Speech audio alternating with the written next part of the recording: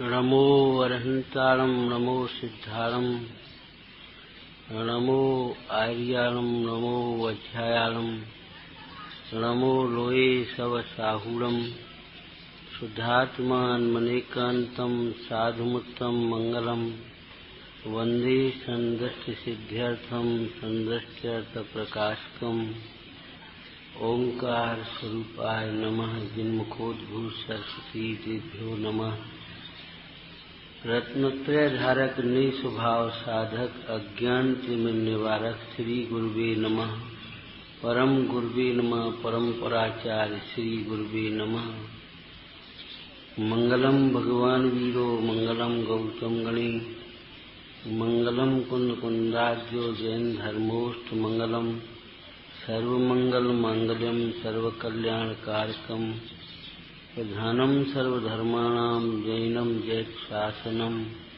नमः समयसाराय स्वानुभूत्या चकास्ते चित्स्वभावाय भावाय सर्वभावान्तरच्छिदे वंदित्व सर्वसिद्धे ध्रुवमचल मनोवम गदिम पते लोक्षाम समय पाहो।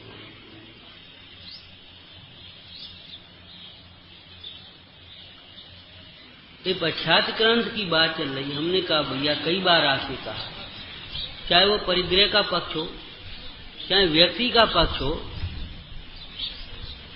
चाहे शास्त्र का पक्ष हो, या तेरी सच्ची दृष्टि है तो सर्व ग्रंथ तेरे लिए कल्याणकारी है, और दृष्टि में यदि विपरीतता है तो अकेले द्रव्यान योग से ही स्वच्छंदी थोड़ी होते हैं, वर्तमान योग के भी स्वच्छंदी होते हैं।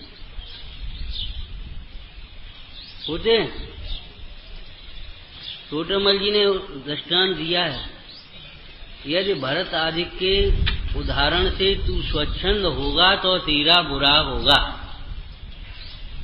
कहा है अगर नहीं होते होते तो क्यों लिखाई। माने महापुरुषों के जीवन चरित्र में से हम अपने विषय कषाय के पोषण के दृष्टांत पकड़ लिए और बस अपना पोषण करने लगे। ये प्रथमान योग का स्वच्छंदता है, पना है।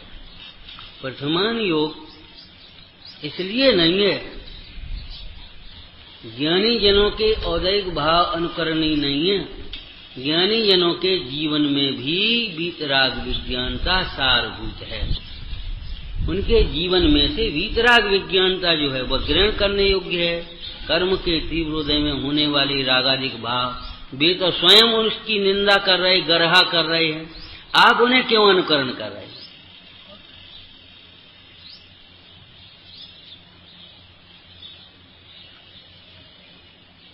कर्णान योग के भी स्वच्छंदी होते हैं। पढ़ लिया सो कहने लगे क्या करें, हमारे तो बड़े पाप का उदय है, और पाप छोड़ते नहीं, और पाप के कार्यों के लिए पाप का उदय आता नहीं। पाप के कार्यों में बुद्धिपूर्वक प्रवर्तेंगे, सब लगे रहेंगे, और यहाँ क्या करें साहब, हमारे पाप का उदय है। अरे जब जानते हो पाप का उदय है तो पाप को छोड़ो।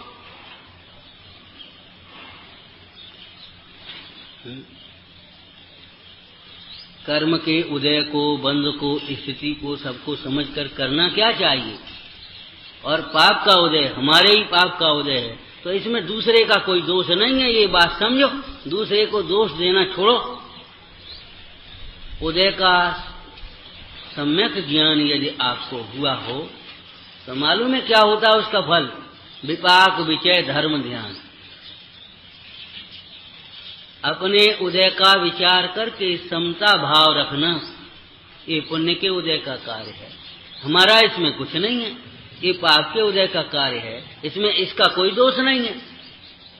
क्या शब्द अलग अलग बदले हमने। ये पुण्य के उदय का कार्य है, हमारा इसमें कुछ नहीं है, अर्थात अभिमान करने की जरूरत नहीं है। पुण्य के उदय में अभिमान करता है। पुण्य के उदय में श्रेय दूसरों को नहीं देता कभी।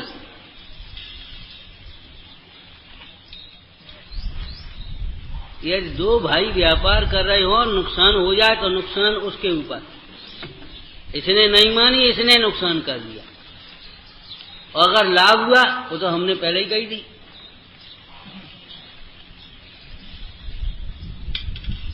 अगर विपरीतता आए अपनी इच्छा के अनुकूल, तब आपको उदय याद आता है, होनहार याद आता है। ये सब स्वच्छंदता की बातें हैं।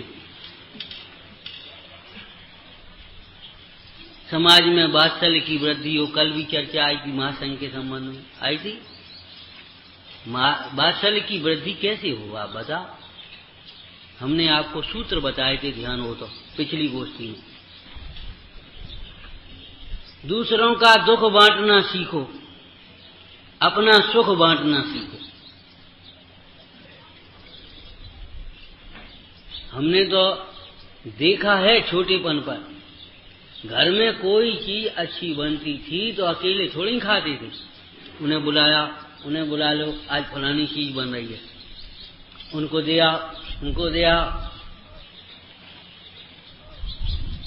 अकेले नहीं खाते थे। पद्मानंदी स्वामी ने दृष्टांत दिया, एक कौआ भी जली खिचड़ी मिल जाए तो अकेले नहीं खाता, वो कांव करके सबको बुलाता है।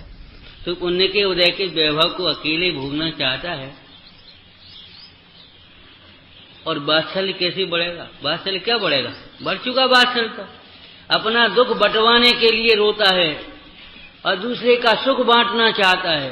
कोई अच्छा कार्य हो ना, लड्डू खिलाओ, और बुरा कार्य नुकसान पड़ जाए, उसको तकलीफ हो जाए तो तुम लड्डू खिलाओ। तो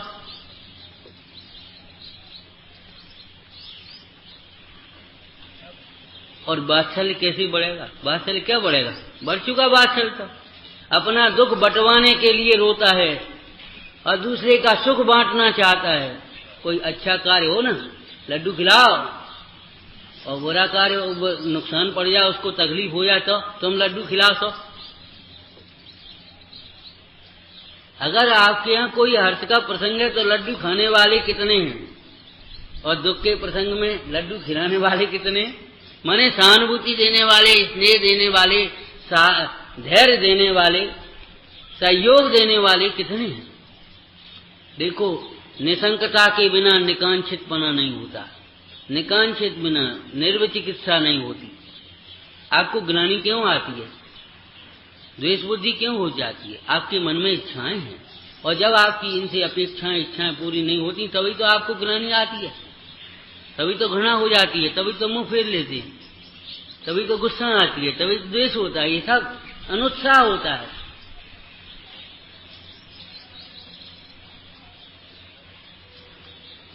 हमने कोई अपेक्षा लेकर के आपसे बात करी और आपने वो अपेक्षा को वैसे ही हंसी में टाल दिया।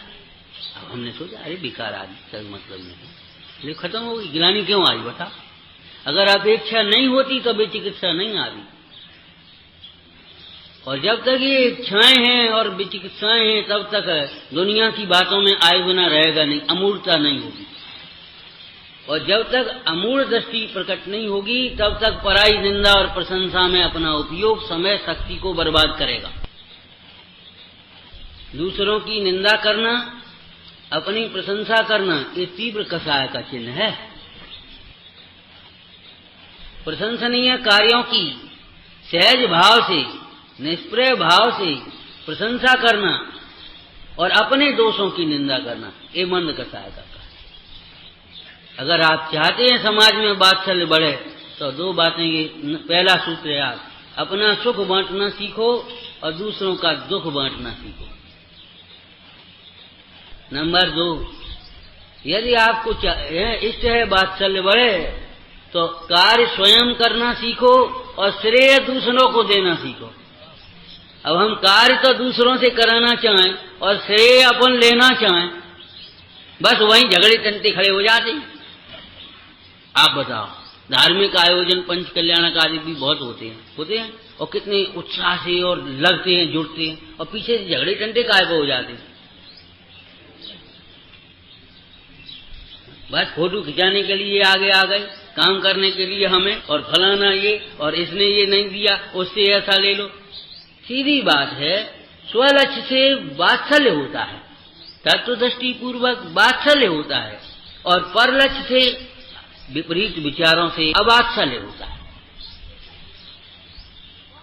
यदि आपका ज्ञान पक्ष ऊपर रहेगा, ऊर्ध्व रहेगा। पक्ष माने वो विकल्प नहीं कह रहे, हाँ, तो आपकी बात चले। और अगर कसाय पक्ष हावी आ जाए, ऊपर आ जाएगा, अब वात्सल्य होने लगेगा।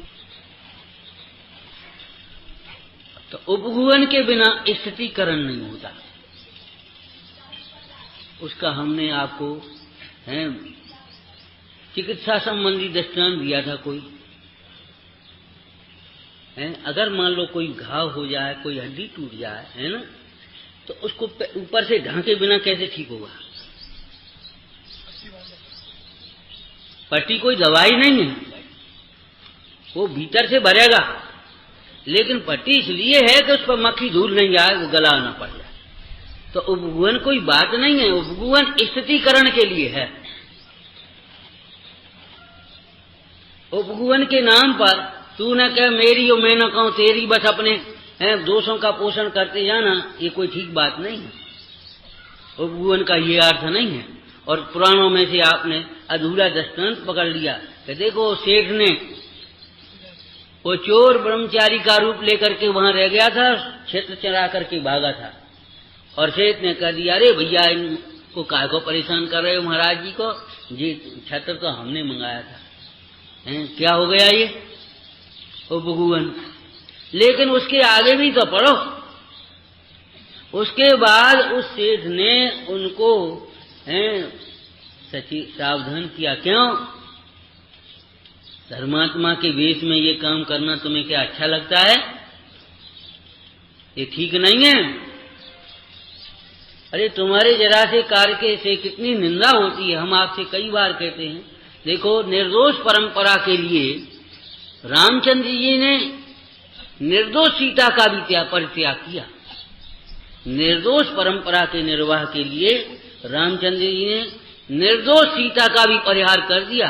हम धर्म की निर्दोष परंपरा की निर्वाह के लिए यदि दोषों की युक्त क्रियाकलापों को भी नहीं छोड़ पाए तो बताओ क्या होगा? निर्दोष परंपरा निर्दोष स्वभाव की दृष्टि पूर्वक चलती है, निर्दोष भावना होने पर चलती है, निर्दोष वचनों से चलती है, निर्दोष क्रियाओं से चलती है। यदि आपने ये बातें अपना ली, अभिव्यक्ति होना चाहिए वात्सल्य की।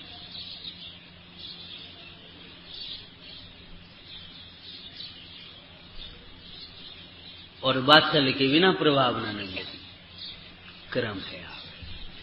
यदि आपको तीसरी मंजिल बनानी है तो 2 मंजिल नीचे से नींव से लेनी पड़ेंगी कि नहीं लेनी पड़ेंगी? हमें क्या मतलब, ये कोई बात नहीं है।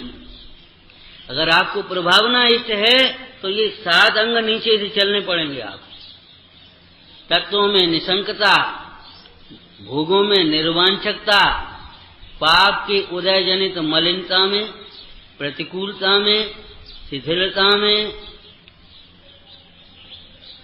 निर्वचिकित्सा ग्लानि रहित पना। पाप के उदय की प्रतिकूलता होती है, शरीर आदि की मलिनता होती है, कभी कभी परिणाम भी ढीले हो जाते हैं, मलिन हो जाते हैं। पाप के उदय में होता है, समोह के उदय में। उनको देख करके अपने परिणाम नहीं बिगाड़ना चाहिए, अनुत्साहित नहीं होना चाहिए। पंडित सदाशिवदास जी ने लिखा, कर्म के प्रेरे नाना जीव हैं, उनकी नाना प्रकार की चेष्टाओं को देखकर, वचनों को सुनकर के अपने धर्म मार्ग में अनुत्साहित नहीं होना चाहिए। आचार्य कुंद स्वामी नियमसार जी में कहते हैं, कोई मात्सर्य भाव से, इस ईर्षा भाव से, अज्ञान से इस पवित्र मार्ग की निंदा करे, उसके वचनों को सुनकर अभक्ति नहीं करना चाहिए। अभक्ति नहीं करने का अर्थ क्या? भक्ति नहीं छोड़ना चाहिए, इस मार्ग को नहीं छोड़ना चाहिए। क्यों? समंतवत स्वामी कहते, मार्ग तो स्वयं शुद्ध है, स्वयं शुद्धस्य मार्गस्य बालासक्त जनाश्रयाम विसाया उपगुहनंगम। मार्ग तो स्वयं शुद्ध है, मार्ग अशुद्ध नहीं होता, मार्ग मलिन नहीं होता है। उस मार्ग में मलिनता के या मार्ग की अप्रभावना के कारण 2 कारण बनते हैं दोषों के, या तो किसी के अज्ञान से या किसी की कमजोरी से। बालासक्त, बाल से या असक्त के, बाल या अशक्त की चेष्टाओं के कारण धर्म की अप्रभावनाओं के प्रसंग बनते हैं, उनको देखकर ये जानना चाहिए ये इसका व्यक्तिगत दोष है, ये मार्ग दोषित नहीं है। कोई मंदिर में आकर के बातें कर रहा हो या लड़ाई लड़ने लगे कसाय के प्रसंग लेकर के अपने हैं, अरे भाई घर की कसाएं मंदिर में छोड़ने लायक थी और हम घर की कसाएं मंदिर में आकर के निकाल रहे, ये ठीक बात नहीं। और उन्हें देख करके अपन मंदिर से ही हट जाएं, कल्याण कैसे होगा भाई? सोचो समझो, जिनवाणी को ही छोड़ बैठे,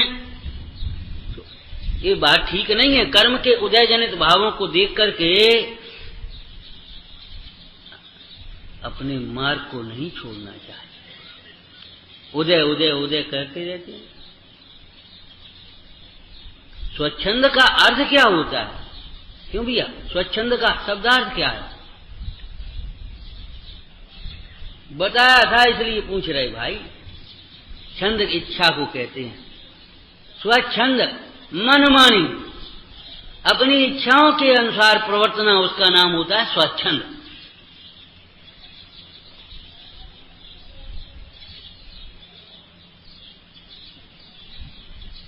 सपरस रसना घ्राणन को चक्कर कान विषय सेवन को बहु कर्म किए मनमानी।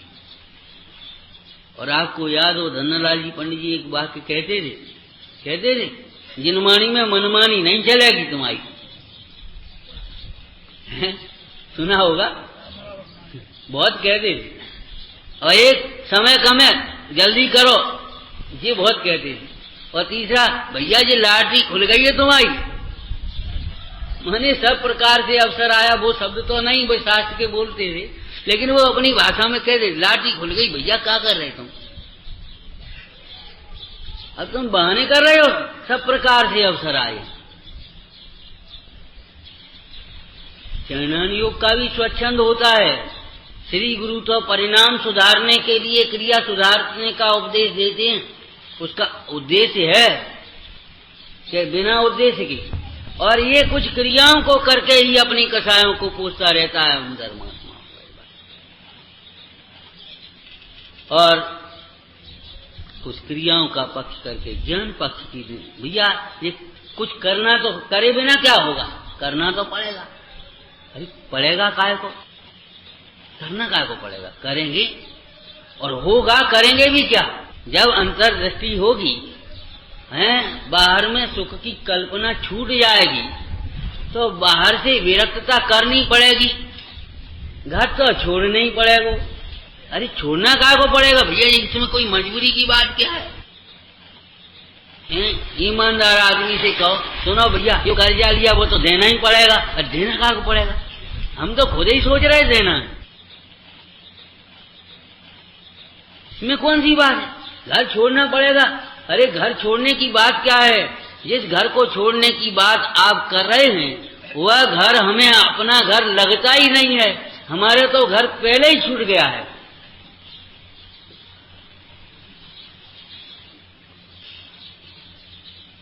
कोई किराए के मकान में रहता हो, परेशान होता हो है? और उसका नया बंगला बन गया, उसका सुनो भैया अब ये खाली करना पड़ेगा। कोई बात, हम तो कब से सोच रहे थे बन जाए अपना आराम से कौन जाए, ये तो हमें खाली करना पड़ेगा। ये कोई बात है? समाधि मन में ये लाइन आई है कि नहीं? जो देह छूटेगी उसे तो मैं पहले से ही भिन्न जानता हूं, और देह छूटने से कोई मेरे ज्ञान दर्शन सुख तो छूटेंगे नहीं, इसलिए मुझे देह छूटने का कोई खेद नहीं है, कोई विकल्प नहीं है। आज छूटे चाहे बहुत दिन बनी जाए, हमें कोई फर्क नहीं पड़ता। देह छूटने में कष्ट की कल्पना तो इसलिए है उस देह को अपना स्वरूप मान रहा है। ऐसा लगता है देह के छूटने से मैं मर जाऊंगा, मेरा सब कुछ छूट जाएगा। मोही जीव कहते देखो भैया न कुछ लाए हो न ले जाओगे। हमने सुन लिया, क्या कह रहे हो? तो कुछ नहीं, यही कह रहे, न कुछ लाए न ले जाओगे, जो करना है सो कर ले, फालतू की बातें हैं सब। बात तो सच्ची है, लेकिन हम कुछ कहें, न लाओगे न ले जाओगे, न लाए न ले जाओगे, इसका मतलब क्या है? क्या समझ रहे आप? शादवासी कथन करो तो हम भी सहमत हैं इसमें, लेकिन आप समझ लेना, बहुत कुछ लेकर के आए हो आप, बहुत कुछ लेकर के आए हो, तब तो इस श्रावक कुल में आपका जन्म हुआ। ये समागम फोकट में नहीं मिल गया, मुफ्त में बहुत कुछ लेकर के आए हो। पहले दियो सो अब लियो, रोग भोग उपभोग, अब ऐसी करनी करो जो प्रभव के योग। पहले आपने दान आदि दिए हैं, तब तो ये वैभव मिला है। पहले आपने समय का कुछ सदुपयोग किया है, समय दिया है, तो आपको ये समय मिला है। नहीं तो बहुत लोग तो ऐसे जिन्हें सुनने के लिए समय नहीं है, दर्शन के लिए समय नहीं है, और जल्दी जल्दी आए और सुन भी लिए तो विचार करने के लिए समय नहीं है। अरे सुनी अनसुनी करोगे, ये कान नहीं मिलेंगे। कान मिले हैं आपको, कुछ बड़े लोगों की सुनी होगी, गुरुजनों की सुनी होगी, अनसुनी नहीं करी होगी, इसलिए ये कान मिले हैं आपको।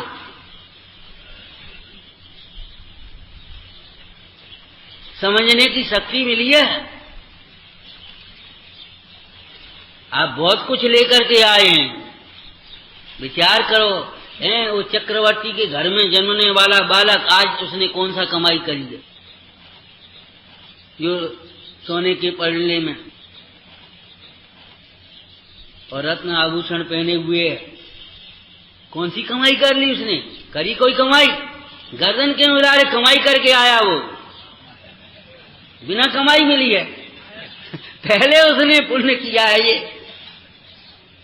अरे वर्तमान में आपने वो व्यापार वो नहीं किया है उसने, बच्चे ने अभी, लेकिन वो पुण्य करके आया, तब तो चक्रवर्ती घर में जन्मा है। और सुनो, बहुत अब क्या लेकर के जाना है ये आप सोचो। हम तो ईमानदारी की बात है, ना अपना कुछ भी छोड़ के नहीं जाएंगे, सब ले जाएंगे अपना। सच्ची बात है, कुछ छोड़ करके नहीं जाएंगे हम अपना। अरे जो छूटेगा उसे हम अपना मानते ही नहीं है। हम अपना अनंत वैभव अपने साथ लेकर के जाएंगे। लेकर जाएंगे कि नहीं जाएंगे बताओ? और बाहर में ये पुण्य है और तत्व के संस्कार है, छोड़ के जाओगे लेके जाओगे? अगर आपने ये तत्व के गहरे संस्कार डाले तो संग में जाएंगे आपके।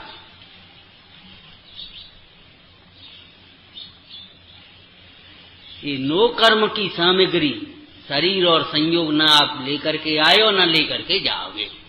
ये बात सच्ची, ये नो कर्म की ओर से है। लेकिन आप विचार करो, चाहे तो इतना रुपया लेकर के जाओ, चाहे एक वो अपना वो क्या चल गया तुम्हारा है, हाँ क्या वो ले जाओ, बात तो एक ही है। जो कुछ सही, काय को इतना बोझा लाद के ले जाए? चेक बुक पास में है, तो ऐसी ये पुण्य की चेक बुक है ना तुम्हारी, इसमें कौन सी परेशानी है? एक व्यंगोक्ति की पुराण में, दातार के समान कोई कंजूस नहीं है और कंजूस के समान कोई दातार नहीं है। उल्टा कह दिया। कंजूस और दातार समझ में नहीं आती, और दातार और कंजूस ये तो समझ में नहीं आती। कि समझ में आएगी, थोड़ी सी दृष्टि को बदल करके समझो। दातार के समान कंजूस इसलिए नहीं कहा कि उस दातार ने यहां भी खूब भोगा और दान आदि दिया ना, तो उसका यश आदि भी हुआ, और देने में बहुत प्रसन्नता होती है, लेने में उतनी नहीं होती। थोड़ी सी कसाय की मनता हो आप अनुभव करना, करने में, भोजन करने में उतनी प्रसन्नता नहीं होती जितनी भोजन कराने में होती है। दान देने का अर्थ वही जाने जिसने विवेक पूर्वक हर दान दिया हो। करुणा वात्सल्य इसने देने में कितना अर्थ है। दान देय मन, है ना। तो विचार करना, उसने यहाँ भी हर समय जीवन जिया, उसने यहाँ भी यथाधिक को प्राप्त किया, और उसने अपना सब जमा करके ले जाएगा। वो ले जाएगा कि नहीं? तो बताओ कितना कंजूस, सब ले जाएगा कि नहीं?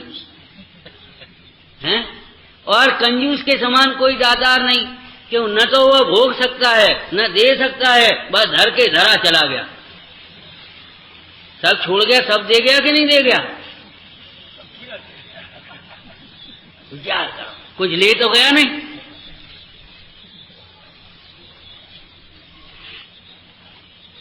ये चेतानी की बातें हैं चरणान योग की नीति की।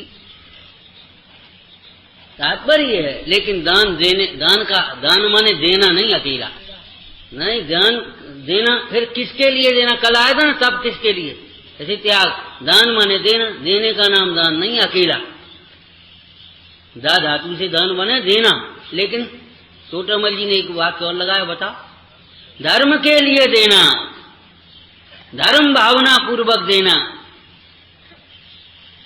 अनुग्रहार्थम स्वस्या सर्गोदानम, अनुग्रहार्थम अपने अनुग्रह के लिए, अपने कल्याण के लिए और जगत के उपकार के लिए निष्प्रय भाव से जो दिया जाता है उसे दान कहते हैं।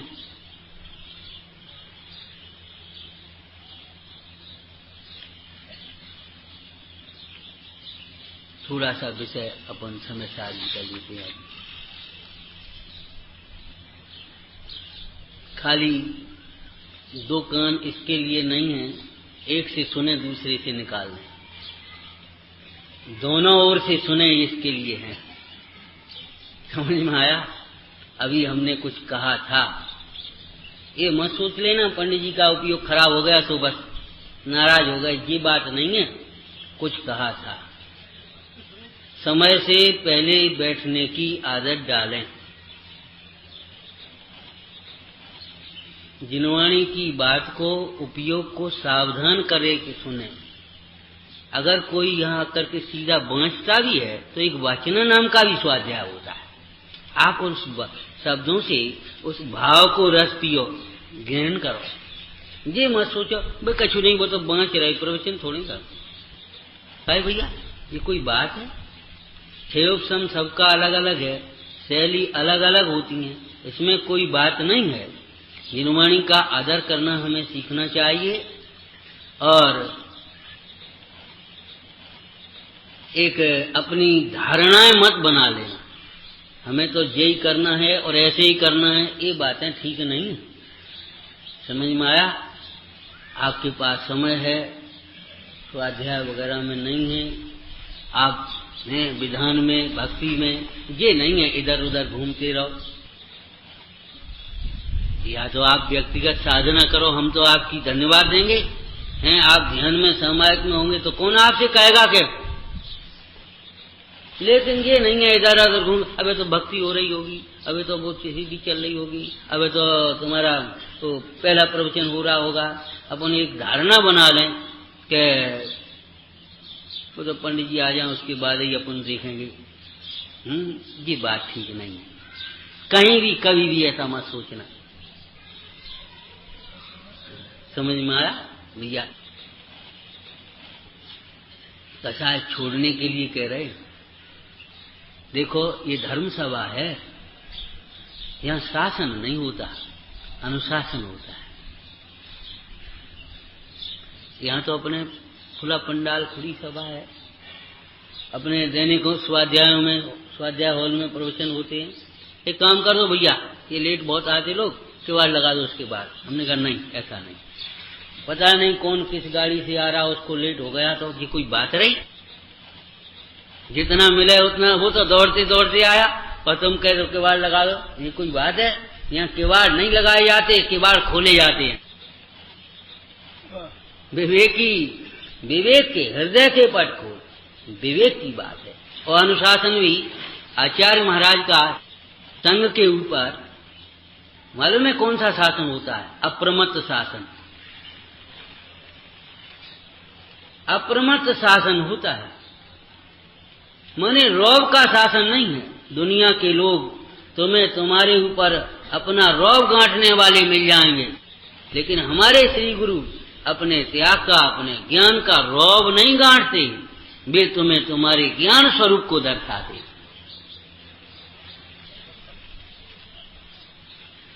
हम आपसे फिर कहते, देखो अपनी शक्ति, सामर्थ्य, ज्ञान, क्षेम सब कम है, कोई बात नहीं है, लेकिन जिस पद पर हम अपन बैठे उसका निर्वाह करने का प्रयत्न तो करना ही चाहिए। जैसे अपन यहाँ बैठे तो एक वक्ता का पद है, तो वक्ता के लक्षण लिखे ना, उन वक्ता के लक्षणों का निर्वाह करने का प्रयत्न करना ही चाहिए। यहाँ बैठे तो अभी एक पद है, श्रोता का पद, तो श्रोता के लक्षणों का निर्वाह करना सीखना चाहिए। ये नहीं है आए और बैठे उठे चले बस सुन लिया जी, कोई बात नहीं है, ये कोई विधि नहीं है। क्या घर में आप पिताजी के पद पर हैं तो पिताजी का भी कोई कर्तव्य लिखा, कोई लक्षण है ना, कर्तव्य बाल बच्चों में संस्कार डालने का, ये आपका दायित्व बनता है। आपको निर्वाह करने का प्रयत्न करना चाहिए।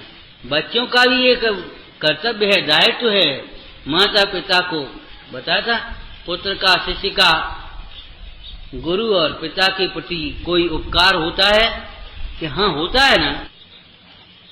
पिता की परंपरा को पुत्र चलाता है, गुरु की परंपरा को शिष्य चलाता है, और योग्य शिष्य के निमित्त से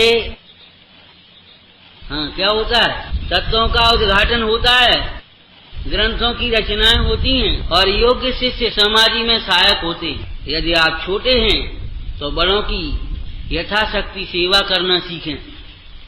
सेवा माने अनुकूल प्रवर्तन, पहली शर्त है सेवा की। ध्यान रखना, अज्ञान में उपसर्ग होते हैं, ज्ञान में सेवा होती है। कसायों की तीव्रता में उपसर्ग होते हैं सेवा के नाम पर, कसायों की मंदता हो, विशुद्धता हो, तब सेवा होती है। मतलब सेवा का अवसर, चाहे वो देवशास्त्र गुरु हो, जिन शासन हो, धर्म धर्मात्मा हो अथवा गुरुजन हो, है उनकी सेवा का अवसर महापुण्य से मिलता है, महापुण्य का उदय हो तो। परंतु सेवा करने के लिए विवेक भी चाहिए और विशुद्धि भी चाहिए। सेवा वात्सल्य अंग में है, निर्विचिकित्सा भी चाहिए। अगर उसके तीव्र उदय की कुछ को देख करके यदि हम थोड़े से अकुला विकुला जा रहे, वो तो ऐसा करते, वो ऐसा करते, आप सेवा नहीं कर पाएंगे। रोगी कभी कभी वहीं उल्टी कर देवे, कभी चिल्लावे हैं, कभी कुछ करे हैं, हाँ दूध पी, हमें नहीं पीना, चिड़चिड़ा जाए, ये सब रोग के लक्षण हैं उस व्यक्ति के। नहीं, रोग अलग है, व्यक्ति अलग है, ऐसा जानकर के उस व्यक्ति की सेवा से विमुख नहीं होते।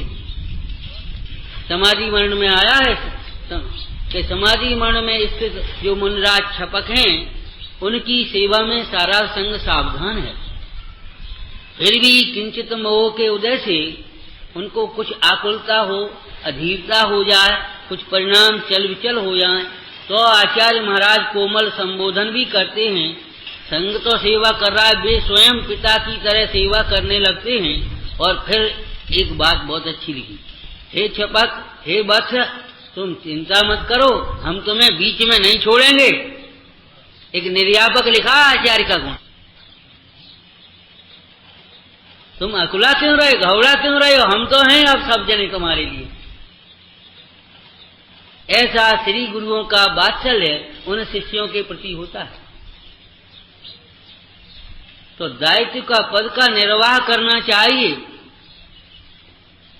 शपथ ग्रहण में यही, भैया अगर आपको कोई बड़े पद सौंप दिया जाए, बोले भैया हमें नहीं बनना, हम इस लायक नहीं हैं, जिनको बनाओ उनको नहीं, सबकी राय ये आप ही बनोगे। तो हमारा कर्तव्य ये नहीं है कि हम अपने बैठ जाएं अलग और कोई बात आए, हमने तो पहले ही मना करी थी, अब तुम लोग बना लो, हम क्या करें। ये सज्जनता नहीं है, ये विवेक नहीं है। ये अगर पद पर अपन बैठे हैं तो अगर उस पद का निर्वाह करने का प्रयत्न करना ही चाहिए। श्रावकाचार्य में लिखा, सम्यक दृष्टि अपनी प्रशंसा अपने आप तो करते ही नहीं है, उनके अंतर में लघुता और विनय वर्तती है, लेकिन दूसरे जीव उनकी अगर प्रशंसा करें तो वे ऐसा विचार करते हैं अरे ये हमारे ऊपर बड़ा भार आरोपण कर रहे हैं। लिखा, ये हमारे ऊपर भार आरोपण कर रहे हैं।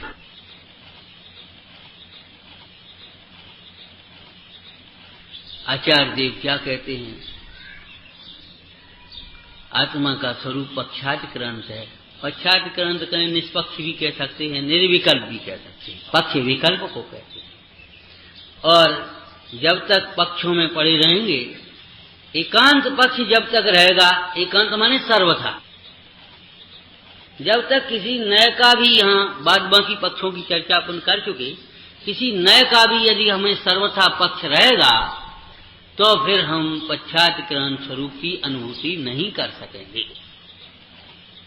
क्या गाथा में आया, जो दोनों नयों को जानते तो हैं, जो नए को जानते ही नहीं ऐसा नहीं। और ध्यान रखना, अज्ञान में ही पक्ष होते हैं। कई बार ऐसा हो जाता है, कुछ लोगों की आदत होती कान के कच्चे होने की। किसी ने आकर के कुछ कहा और बस अपने, और वो ऐसा पक्ष जबरन कर लेते। लेकिन जब दूसरे पक्ष की भी सुनी जाए और समझी जाए तब अरे ये बात ही इसमें बहुत फर्क पड़ जाता है। नहीं पड़ता। द्रव्य पर्यायात्मक वस्तु है, जो धर्मात्मक परस्पर विरोधी दिखने वाले अर्थात भिन्न भिन्न लक्षण वाले दो धर्म हैं ना, तो दो नए हैं तो कौन सी बात है। निश्चय और व्यवहार नय को जो जानकर मध्यस्थ होता है, अमृतचंद स्वामी ने पुरुषार्थ सिद्धिपाय में गाथा कही, जो मध्यस्थ होता है वह भगवान की देशना के फल को अविकल रूप से प्राप्त करता है। मध्यस्थ होने की बात है। मध्यस्थ कहो, निर्विकल्प कहो, पक्षपात से रहित कहो, एक ही बात है। तो दो नयों को जानते तो हैं, नयों को जानते हैं। क्या जानते हैं? नयों का स्वरूप भी जानते हैं, नयों का विषय भी जानते हैं और नयों का प्रयोजन भी जानते हैं। नयों का स्वरूप, निश्चय नय, व्यवहार नय, द्रव्यार्थिक नय, पर्यार्थिक नय, ये भेद है ना, इनका स्वरूप है, परिभाषाएं हैं, आगम में पढ़ना हम अभी नहीं कह रहे, ठीक है ना। और इनका स्वरूप, इनकी शैली अलग अलग है, स्वरूप है ना।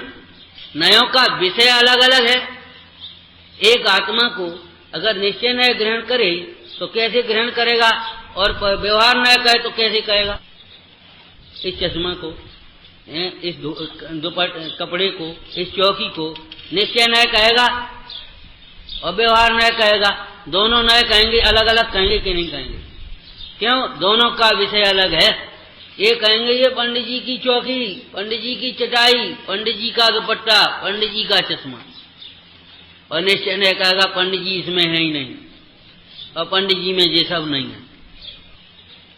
बोलो, काठ की चौकी है भैया, पंडित जी की क्या है, इसमें पंडित जी का अंश नहीं है और इसका अंश पंडित जी में नहीं है। इनका स्वामित्व संबंध, कर्ता कर्म संबंध, भुक्ता भोग संबंध परमार्थ से देखा जाए तो है ही नहीं पंडित जी में, काठ की चौकी है। तो दोनों नए अलग अलग प्रकार से कहेंगे कि नहीं कहेंगे? एक आत्मा को भी ऐसे ही कहेंगे। एक संयोग को विषय करता है, एक स्वभाव को विषय करता है, एक पर्याय को विषय करता है, एक द्रव्य को विषय करता है, एक भेद को विषय करता है, एक अभेद को विषय करता है। तो दोनों नयों के स्वरूप को जानते हैं। जैसे एक पागल व्यक्ति हो और वो पागल व्यक्ति वहां खड़ा था सड़क पर, और हम और आप निकले और वो जाने क्या क्या कहने लगा, तो हमने कहा क्यों, ये क्या कह रहा? अरे पंडित कुछ नहीं, वो तो पागल। क्या मतलब? समझ गए? कुछ उसका स्वरूप है, कुछ का कुछ कहेगा, उसे कुछ होश ही नहीं है, उसका बुरा मानना ठीक नहीं है।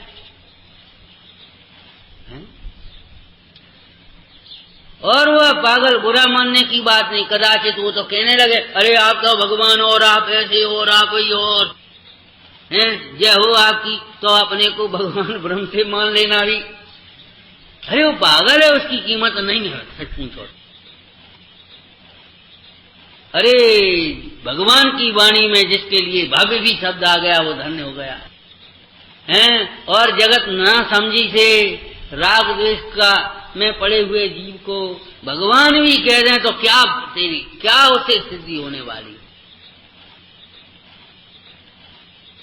जगत की प्रशंसा में भूलकर अपने को भूल जाना, अपने लक्ष्य को भूल जाना बड़े धोखे का काम है, हानि का व्यापार। तो नयों को जानते का मतलब समझ गए, नयों का स्वरूप भी जानते हैं, नयों का विषय भी जानते हैं और नयों का प्रयोजन भी जानते हैं। उभयाभाषी की चर्चा में टोटामल जी ने इनका विस्तार से वर्णन किया है, पढ़ना।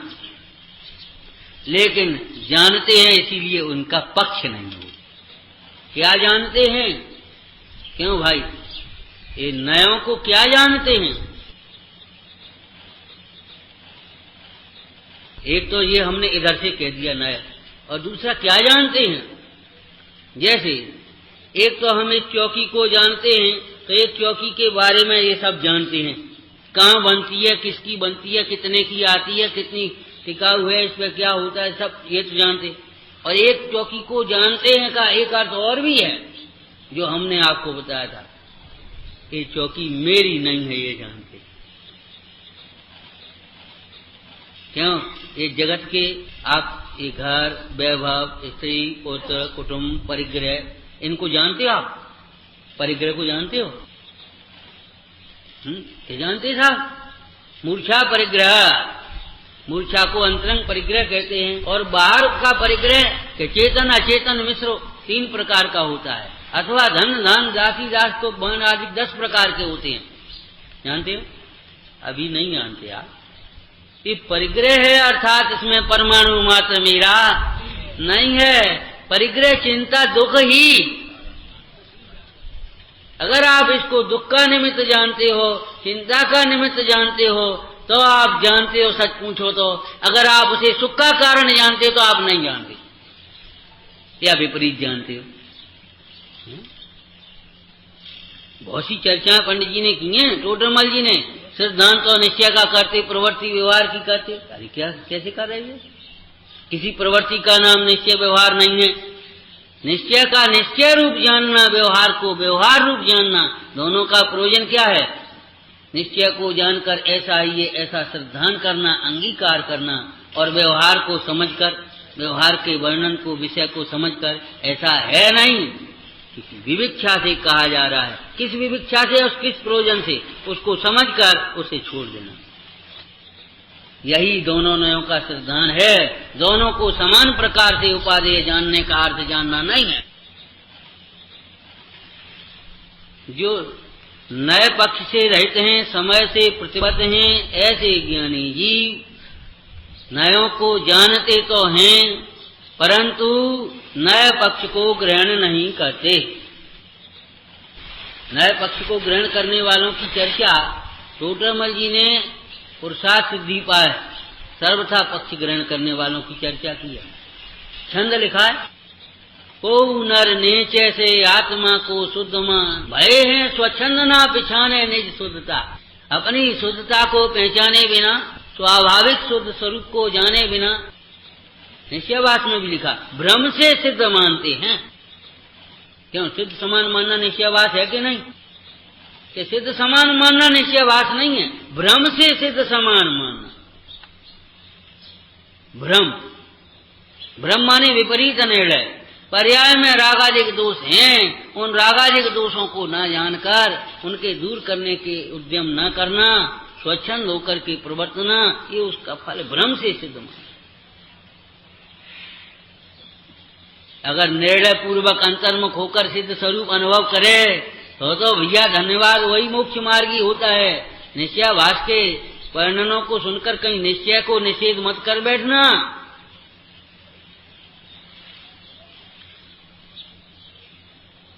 और व्यवहार को तुम हे कहते हो तो हम व्रतशील संयम को छोड़ देंगे। टोटामल जी कहते कैसी बातें कर रहे हो?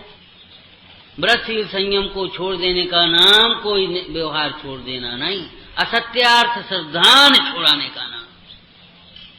श्री गुरु तो विपरीत श्रद्धान छुड़ाना चाहते हैं। आदि माने विपरीत भाव भी छुड़ाना चाहेंगे, रागादिक भाव भी, लेकिन पहले श्रद्धान छोड़ने की बात। माने इनमें धर्म कहना व्यवहार है, धर्म मानना छोड़ दे और धर्म क्या है ये समझ धर्म की ओर लग जाए।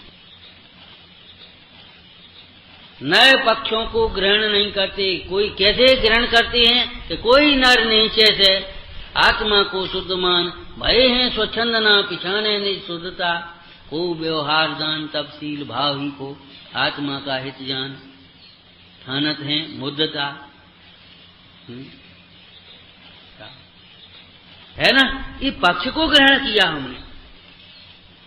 ज्ञाने जब निश्चय के भेद व्यवहार सब कारण को उपचार माने तब बुद्धता आया ना, बुद्धता का लक्षण। निश्चय व्यवहार न्याय के द्वारा प्रथम वस्तु स्वरूप का निर्णय करना चाहिए, पश्चात शुद्ध न्याय के पक्ष में आना चाहिए। पक्ष का निषेध करने से पहले ही हम शुद्ध न्याय के पक्ष का निषेध कर ले में, क्यों भाई तो क्या होगा।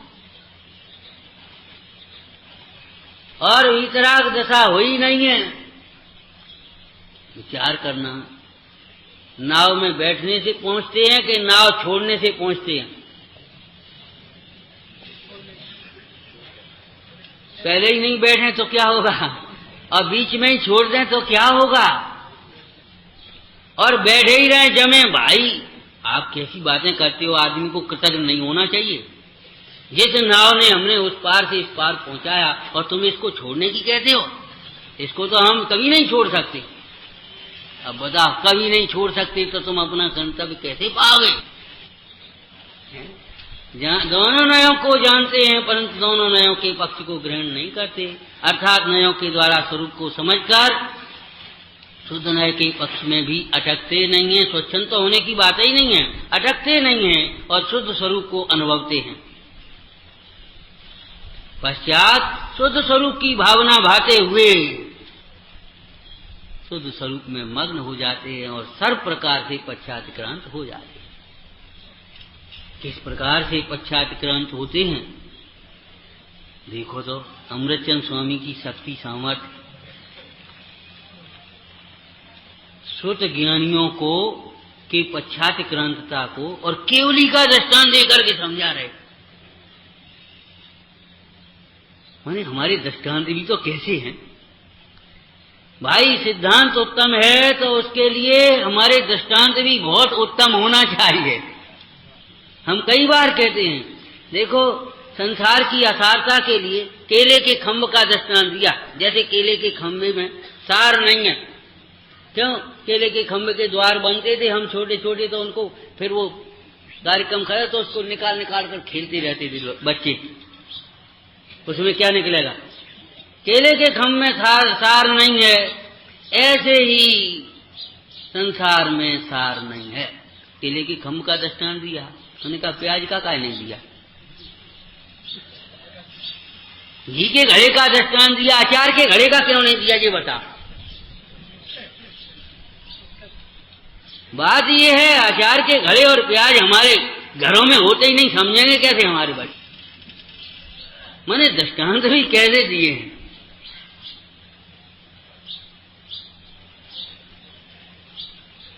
विचारना केवली के दृष्टांत से, जैसे केवली दृष्टांत से और श्रुत ज्ञानी के अनुभव के काल में कैसी पश्चातिक्रांतता होती है और सविकल्प दशा में भी कैसी निष्पक्षता होती है। पश्चातिक्रांत न कहें उसे, लेकिन फिर भी कैसी निष्पक्षता होती है, कैसी स्पष्टता होती है, इस बात को यहाँ समझा टीका में।